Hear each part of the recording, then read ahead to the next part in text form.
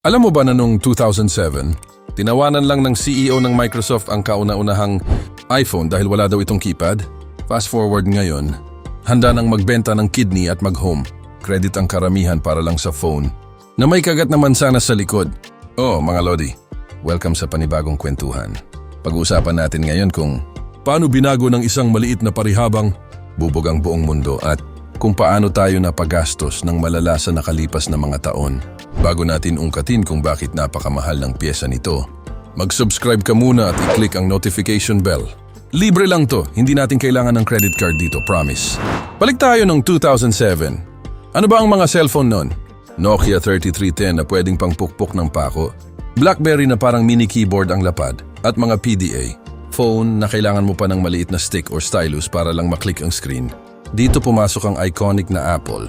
CEO na si Steve Jobs. Umakyat siya sa stage at sinabing, sino ba ang gustong gumamit ng stylus?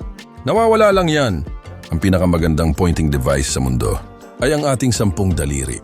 Boom! Ipinakilala ang unang iPhone, 2G. Isa raw itong iPod, isang telepono, at isang internet communicator sa iisang device. Pero plot twist, wala pang App Store nun. Hindi ka makakapag-install ng Mobile Legends. Wala pang selfie camera. At hindi ka man lang makakapag-record ng video. Pero dahil sa multi-touch screen kung saan pwedeng i-zoom ang picture gamit ang dalawang daliri, nabaliw ang buong mundo. Noong 2008, inilabas ang iPhone 3G. Kasabay ng pagskandalo ng App Store, biglang nagkaroon ng milyon-milyong apps. Dito rin nagsimula yung kasabihan na may app para dyan. Sumunod noong 2010 ang iPhone 4. Ito yung pambansang hugis sabon. Nagawa sa glass front and back.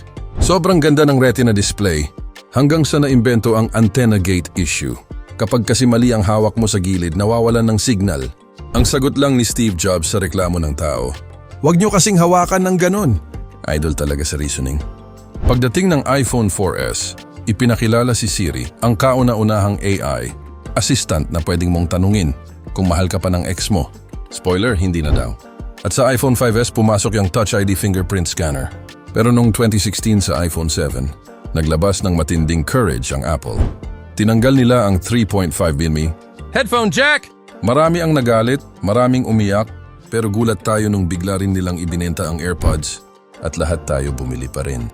Fast forward sa 10th anniversary noong 2017, ang iPhone X, dito tinanggal ang paboritong home button.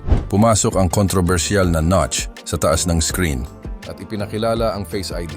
At higit sa lahat, dito rin opisyal na tumawid sa $1,000 threshold. Halos 50k to 60k pesos ang presyo ng iPhone. Biglang naging ultimate flex item at status symbol sa Instagram at Starbucks. Ang paghawak ng bagong iPhone sa harap ng salamin. Ngayon, tanong ng marami, bakit ba mahal na mahal pa rin ng tao ang iPhone? Kahit tinanggalan na nila ng charger block at earphone ang kahon, dalawa lang ang dahilan, ecosystem at status symbol. Una, kapag naka-iPhone ka, napakadaling mag-airdrop ng photos sa iPad or Mac ng tropa mo. Yung blue bubble versus green bubble sa iMessage, malaking bagay na rin sa ibang bansa.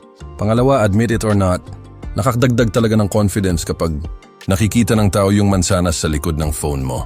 Marketing genius ang Apple dahil hindi lang telepono ang ibinebenta nila sa kundi lifestyle. Mula sa simpleng 3.5-inch screen na walang video recording hanggang sa modernong iPhone na may cinematic 4K camera at titanium body, malayo na ang narating ng kasaysayan ng iPhone. Ikaw, anong unang iPhone na nahawakan mo? O hanggang ngayon ba, katulad ko, ay nakatitig ka pa rin sa display unit sa mall habang napasa na all?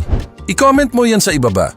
Kung nag-enjoy ka at natuto sa kwentuhan na to, huwag kalimutan i-like, i-share, at mag-subscribe sa ating channel para sa marami pang tech stories. Kita-kits tayo sa susunod na video.